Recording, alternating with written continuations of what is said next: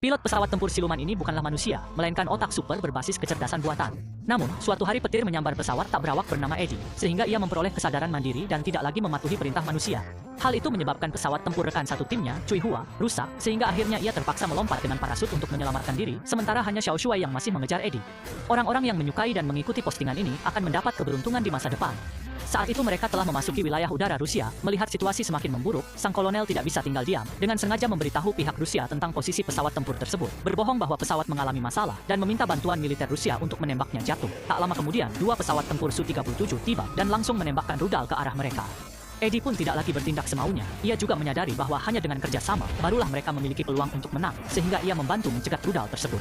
Kemudian, keempat pesawat tempur itu terlibat dalam pengejaran di udara. Tiba-tiba, Eddie membelokkan hidung pesawatnya ke belakang dan menembaki pesawat tempur Su-37 dengan gencar hingga menghancurkannya. Sementara itu, pesawat Xiao Shuai terkena tembakan di sayapnya dan lawan terus mengejarnya tanpa henti dan hampir saja terkunci oleh rudal. Eddie tiba tepat waktu dan menghancurkan pesawat tempur Su-37 itu. Namun pesawatnya sendiri terkena puing-puing yang menghantam sayapnya dan tangki bahan bakar sebelah kiri pun terbakar. Untuk mencegah kebocoran teknologi, Eddie bersiap mengaktifkan program penghancuran diri. Xiao Shuai meminta Eddie untuk kembali ke pangkalan bersamanya, menyelamatkan nyawanya, dan Eddie pun menurut. Kedua pesawat tempur itu tiba di atas permukaan danau. Xiao Shuai menembakkan satu peluru ke dalam danau. Ledakan tersebut menimbulkan percikan air dan berhasil memadamkan api di tubuh Eddie. Kemudian mereka mulai kembali, namun di tengah perjalanan pesawat tempur Xiao Shuai tiba-tiba terbakar, sehingga mereka terpaksa melakukan pendaratan darurat di pangkalan terdekat. Untungnya ia berhasil mendarat dengan selamat, tetapi sang kolonel tidak berniat membiarkannya begitu saja. Dia menyuap dokter untuk menyuntikkan racun ke Xiao Shuai, namun tak disangka Xiao Shuai takut jarum dan menolaknya.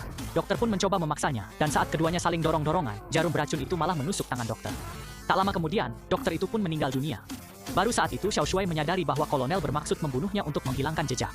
Untuk menyelamatkan nyawanya, ia masuk ke kokpit Eddie, bekerja sama lagi dengan Eddie, dan menggunakan sebuah rudal untuk menghancurkan pintu hanggar dan menghancurkan pasukan kolonel hingga tak tersisa. Segera setelah itu, mereka mengemudikan Eddie dan melarikan diri. Mereka meretas sistem dan mengetahui lokasi Cui Hua, lalu bersiap untuk menyelamatkannya. Di sisi lain, Cui Hua baru saja sampai di perbatasan Korea Utara Korea Selatan, ketika dia diserang habis-habisan oleh pihak lawan. Di saat kritis, Xiao Shuai tiba tepat waktu dan menggunakan peluru terakhirnya untuk menghabisi semua musuh. Setelah itu, Xiao Shuai turun dari pesawat dan menemukan Cui Hua. Tiba-tiba muncul sebuah helikopter bersenjata.